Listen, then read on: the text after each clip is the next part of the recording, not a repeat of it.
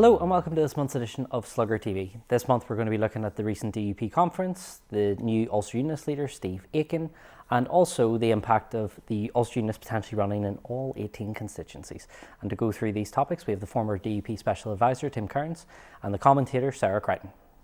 Last weekend had the DUP's conference. Obviously it's been a bit of an up and down year for them since last year when they had Boris Johnson at their conference. What did you make of just the general atmosphere that you saw on TV about the conference? Well, it seemed to me the first thing that I noticed is numbers were down.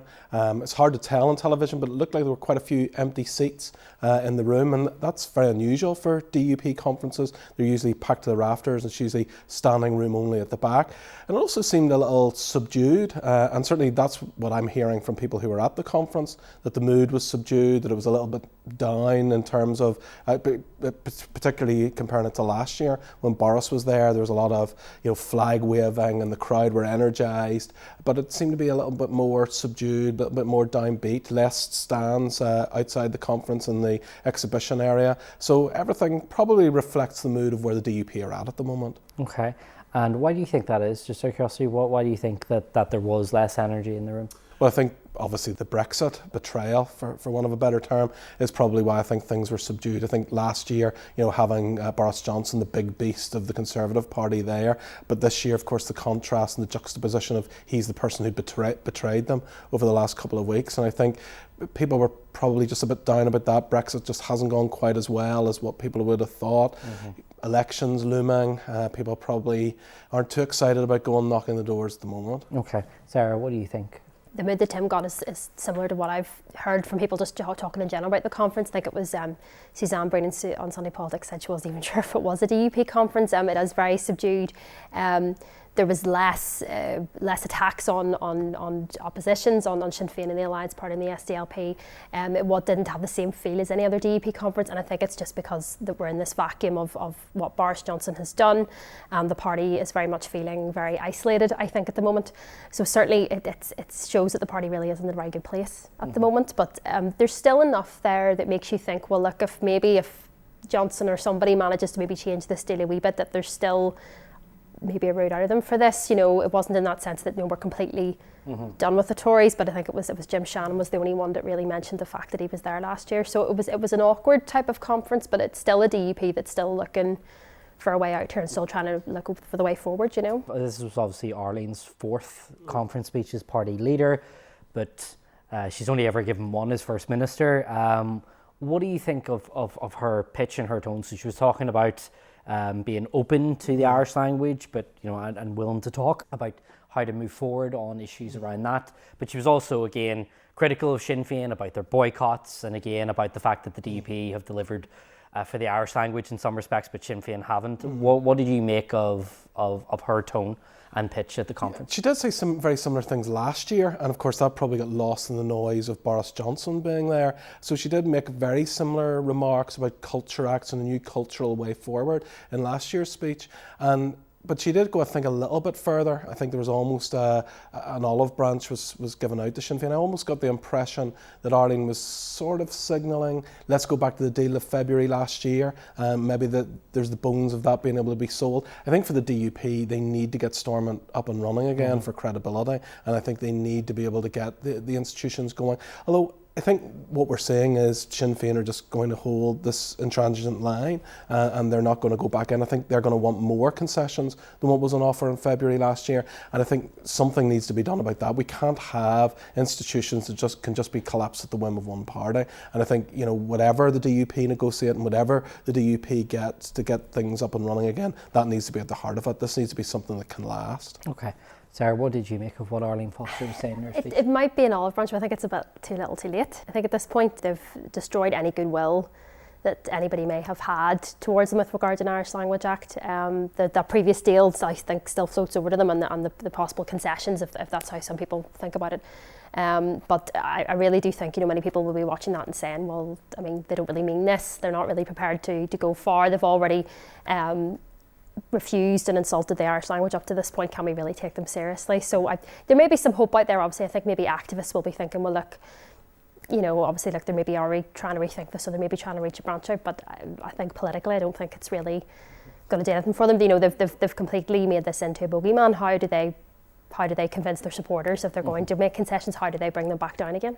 Out immediately after Arlene's speech, it was Doug Beattie who was saying we need to see what the DUP's position is on Irish language. We need to see how far they're going to go and give concessions. So it was almost the Ulster Unionist Party just were ready to pounce on Arlene for that. But look, I think, you know, there does come a point in time when you've got to say, look, we've got to get these institutions back up and running. We've got to get Stormont working again. You know, decisions are just not being made. You know, this place isn't being run properly in terms of the health service, in terms of education, in terms of day-to-day decisions for charities.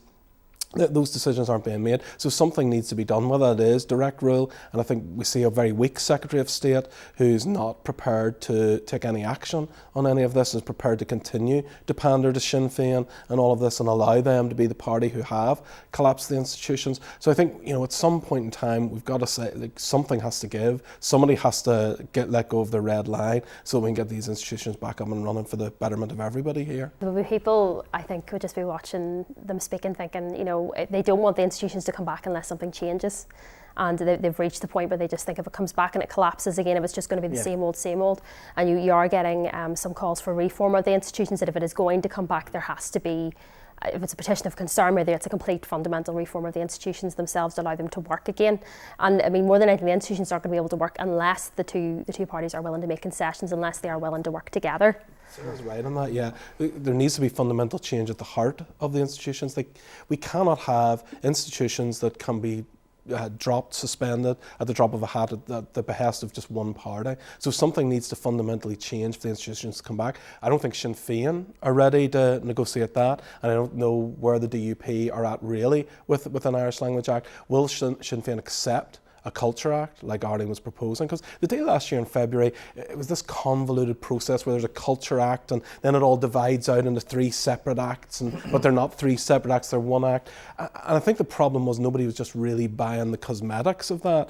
I think the time's come for just a standalone Irish Language Act that's fairly benign, like the Scottish Act, and let's just get things back up and running. This shouldn't be an issue, really. You know, it would have been, the common sense would have been to agree a standalone Irish Language Act, but make the provisions very mirror Scotland and Wales. You know, I think we've got lost down in the details about, you know, the civil service provisions, about road signs, that type of thing. You know, there are sensible provisions that could be put into an Irish Language Act that will be acceptable to many people, I think, and it would allow the language to grow, and you can see that with what Linda Irvine's been doing. You know, it's very easy to try and make this accessible for everyone, but you know, what do we do? Okay. So, just that you came dangerously close to endorsing an Irish Language Act there, Tim, by the way. Well, I think there does come a point in time when somebody's going to have to climb down, whether that's Sinn Féin or whether that's the DUP. And I do think Arlene, she wasn't climbing down on Saturday, but was certainly given the olive branch of saying, look, let's get some sort of Culture Act up and running.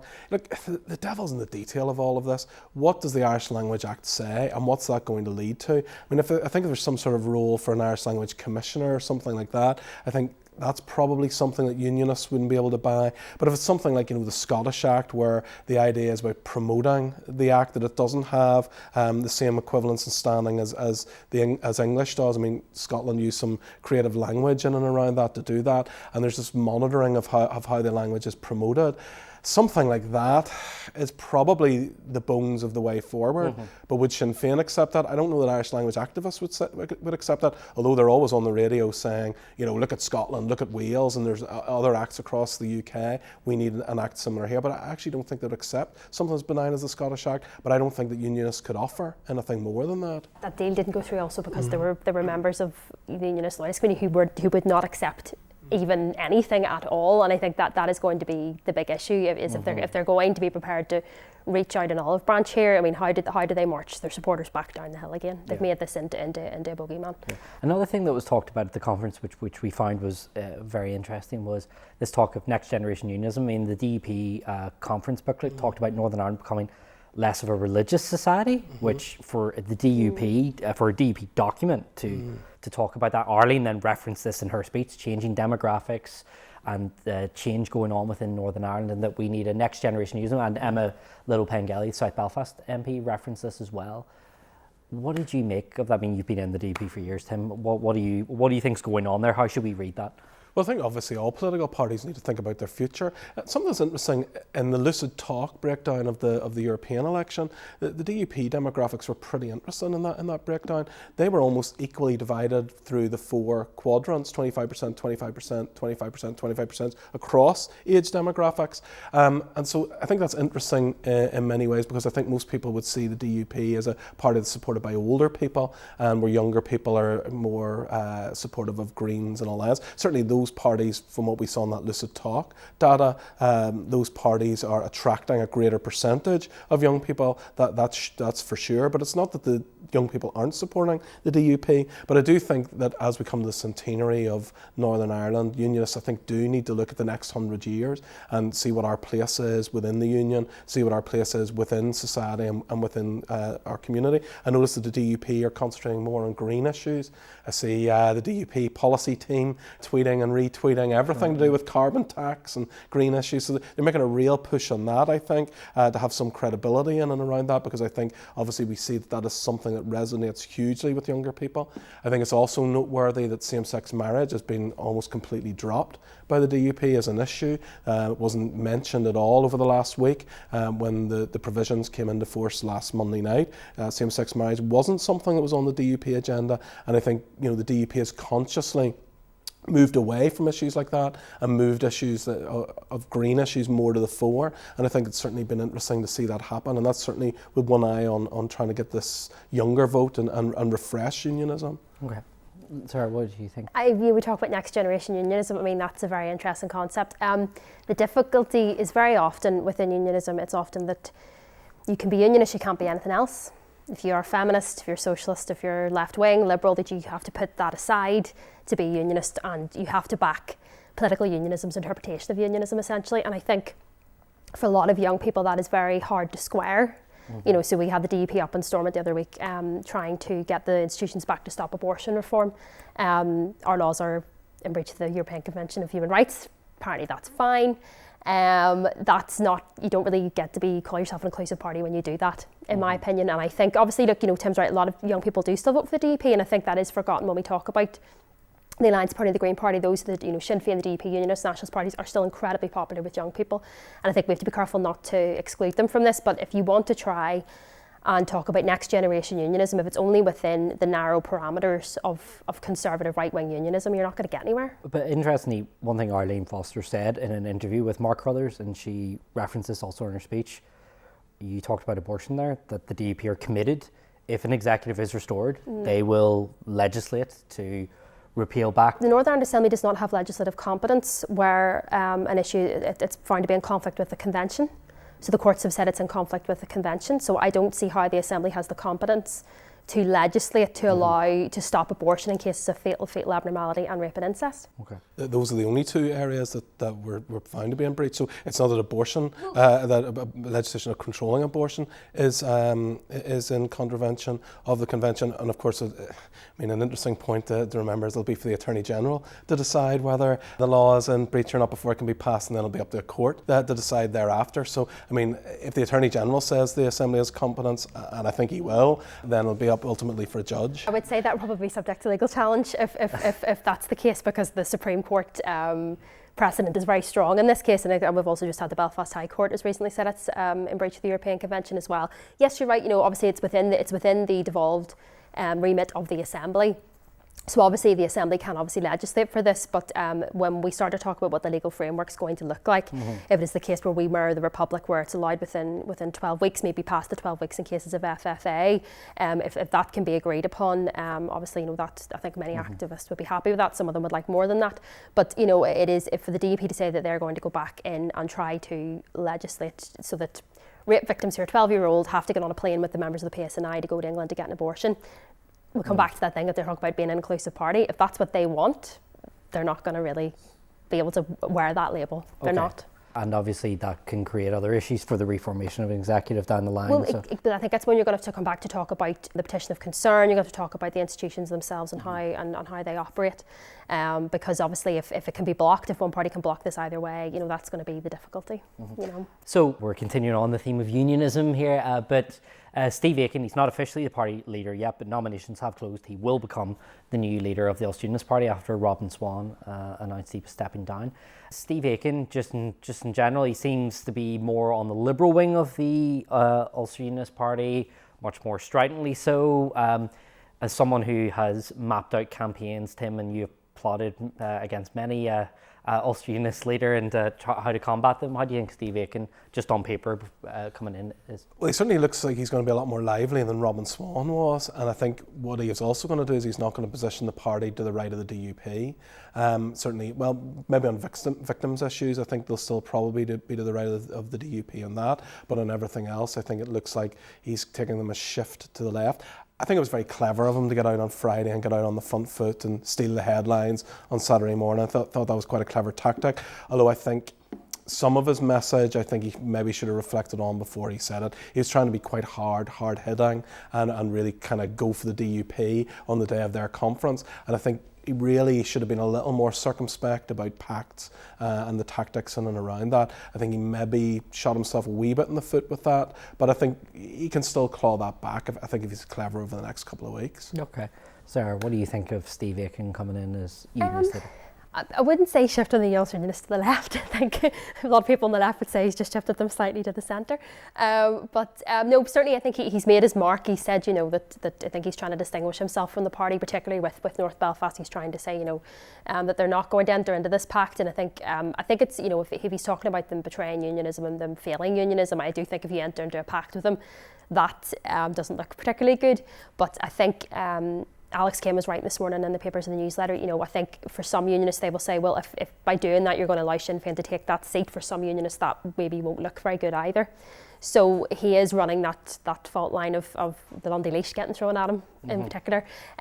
So he's saying, well, yes, you're going to take a stand against unionism, but at the end of the day, bigger picture here, we're all opposed to republicanism and nationalism, which I mean is depressing in one sense, but it's politics. But I think he's made his mark, but I think it will as it goes forward, we will have to see what happens. Other Ulster Unionist leaders have set out to be slightly different from the DUP and have then gone back. Yeah. So we just have to wait and see, I think. By the left, I mean to the left. Obviously, I didn't mean making some sort of Northern Ireland Labour Party. Yeah. But I think for Steve Aiken, he would have been better. You know, I take what Sarah's saying about pacts, but I think he doesn't have to have a pact with the DUP. I think what he could have done on Saturday, I think, would have been very strong if he'd have done this. If he'd come out and he'd said, look, there aren't going to be any pacts, but for the betterment of unionism, we're not going to stand in North Belfast, but we're going to stand in every one of the other 17 constituencies.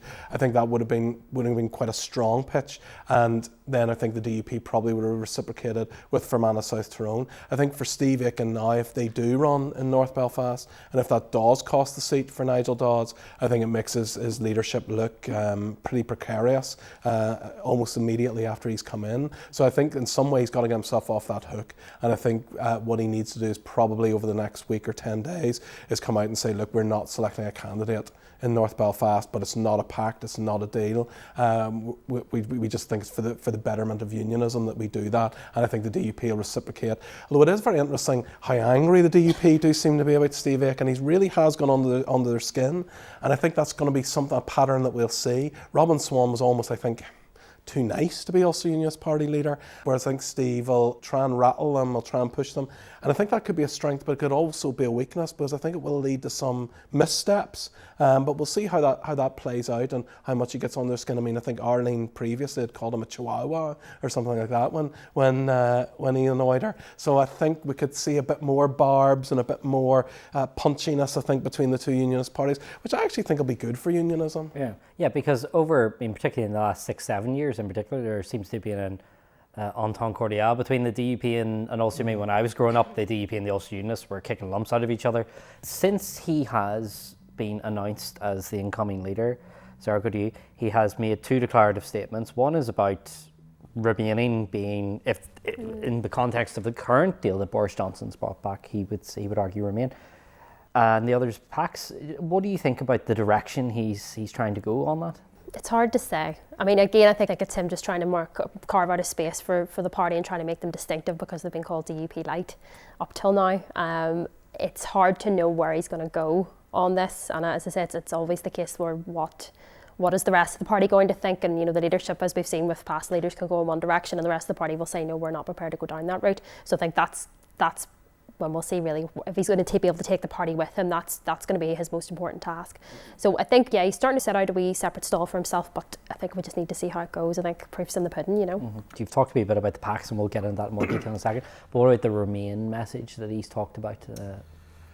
Well, I think, you know, the Ulster Unionist Party does need to be careful. I mean, they have flip-flopped a bit on this, you know, which led to Danny Kennedy's, I think, poor showing in the European election, because we just didn't really know where the Ulster Unionist Party stood in these issues. I think a strong line would be, you know, Remain's better than Boris Johnson's deal. I think just to come out so strongly and to say we're now a Remain party again. I know we're a Leave and respect the referendum result, but forget all of that we said. We're now Remainers again. So the last 3 years just didn't happen of Ulster Unionist Party policy. I think a stronger line would be, look, are we comparing Remain with Boris Johnson's deal? And if that's the comparison, then it's better to Remain. If we're comparing Remain with a softer Brexit, let's see what that softer Brexit is, and that might be the better way forward. And I think that would be a stronger line for Steve Aiken to take. But he's hitched his wagon to this idea that the Ulster Unionist Party are now a Remain party. It remains to be seen whether that's a good strategy or not. Yeah, because 80% of Unionists in the referendum voted to leave. So I mean, Sarah, just on that, it is a risky thing when you're not. It is a risk. I mean, you know, I think, you know, you're starting to see some sentiment come out where a lot of unionists are saying, well, look, we would rather be in the European Union if that protects the union. But whether they will, as you say, go full hard Remain, it remains to be seen. I can't see it. I think if it's the case where Boris Johnson's deal looks like it's going to pass through Parliament, you know, you might see some people saying, look, we will take more of a softer Brexit, we will take something, you know, but I mean, we've seen some lawyers say they would take revoking Article 50, though I don't know how serious they are about that.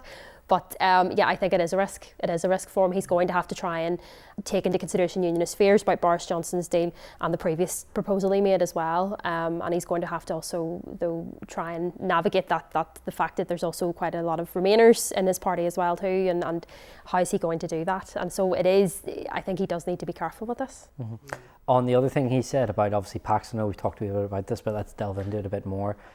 Steve Aiken has said that he will, it is his intention anyway at this point, to run in all 18 constituencies. And of course, where that will have an impact is probably in 3, which is North Belfast, Fermanagh, South Tyrone, and also North Down, because they didn't stand there last time. And that could have an impact on Sylvia Herman as well. Do you think from their perspective, I mean, from an Ulster Unionist perspective, that maybe in the longer term for their prospects, maybe having Nigel Dodds not in that seat could, for a longer term prospect, destabilise the DUP and maybe help the Ulster Unionists? No, I don't. I think it'll just be viewed by the Unionist community as the Ulster Unionist Party gifted a seat to Sinn Féin, and I don't think he'll ever get beyond that if that does happen. Look, I think political parties have to stand in elections. The big difficulty for the Ulster Unionist Party is when you step aside, when you step down, people find other parties to vote for. And I think in increasing numbers, former Ulster Unionist voters are going for the Alliance Party now. I think what we saw sort of post 1998 was Ulster Unionist voters abandoned the party for the DUP, but that left this rump of 13-14% of the electorate that remained with the Ulster Unionist Party.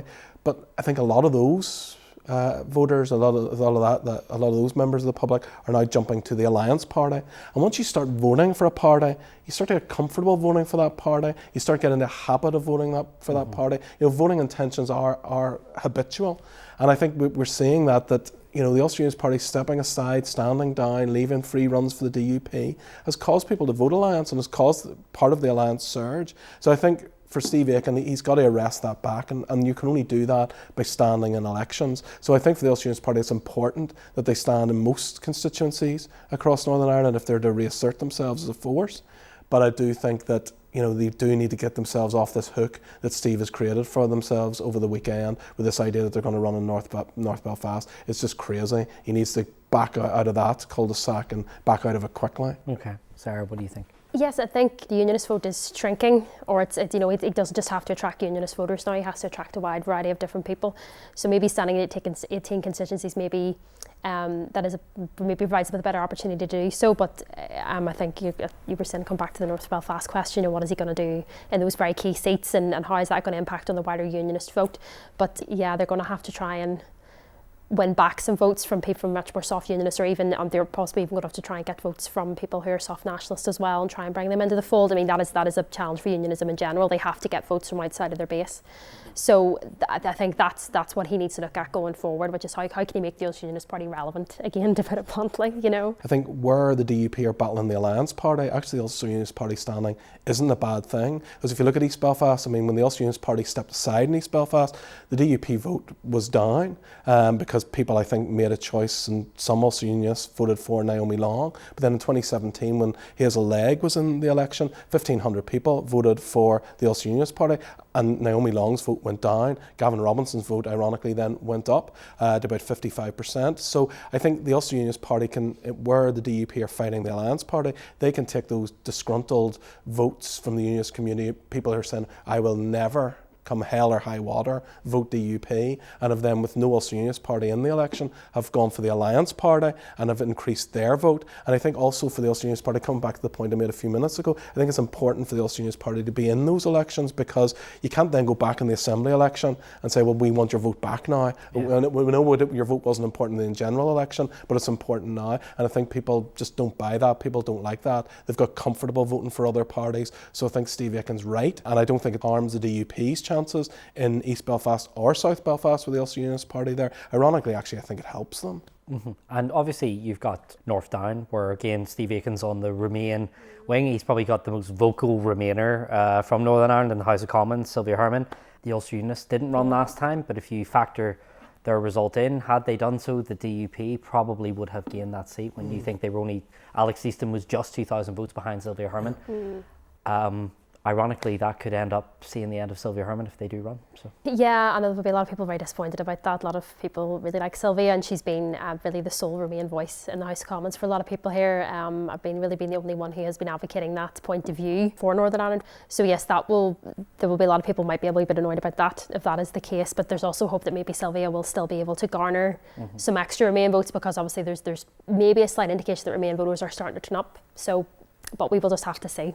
I think it's a unionist seat. It's a unionist who's going to win it. Why can't unionists have the choice of who they want to win the seat? I mean, I just think it would be bizarre for the Ulster Unionist Party not to run in North Down. It would just be a very strange decision. So I think they didn't run last time. Yes, and I think it was a strange decision last time as well. You've got to run an election. Political parties exist to fight elections. What are you saying to the electorate of a staunchly unionist constituency if you don't want to fight in the general election? Just let a political opponent who's fallen out with your party take the seat. I mean, what they would have been better doing is going back to Sylvia Herman saying, is there any way we can get you back into the fold and become an Ulster Unionist again? Might have been a more sensible tactic than stepping aside. But you know, I just think it would be crazy for them not to run in North Down. It would look bizarre if they weren't going to do something in North Belfast, but they were prepared to do something in North Down. That really would raise eyebrows, I think. The ultimate one is of course Fermanagh South Tyrone, where again hugely symbolic for both republicanism and unionism as well. I mean, Michelle Gildernew won by by FST standards. It's a pretty decent margin, 900 votes. She beat Tom Elliott.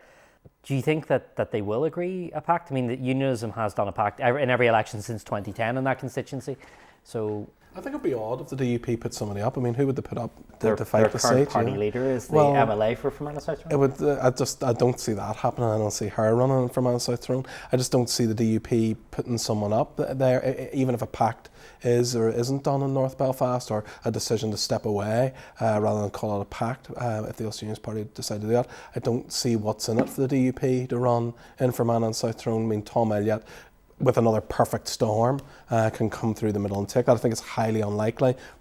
1 in 10 chance, something like that, where just a perfect storm happens, the SDLP vote and the Sinn Féin vote sort of perfectly align for the Unionists to come through the middle. I think it's a possibility, but if the DUP were to run that constituency, there's no chance. So I think the DUP definitely won't run. I don't think, even if nothing else is agreed, because they'll not want to be seen as a party who have in any way enabled a Sinn Féin candidate to be elected. Okay. Well, thank you so very much. A lot to unpack there, so thank you for walking us all through it. And that is it for this month's Slugger TV. I want to thank my guests, Tim Cairns and Sarah Creighton. We'll be back next month, but in the meantime, you can keep up to date on sluggerotoole.com. Thank you for watching.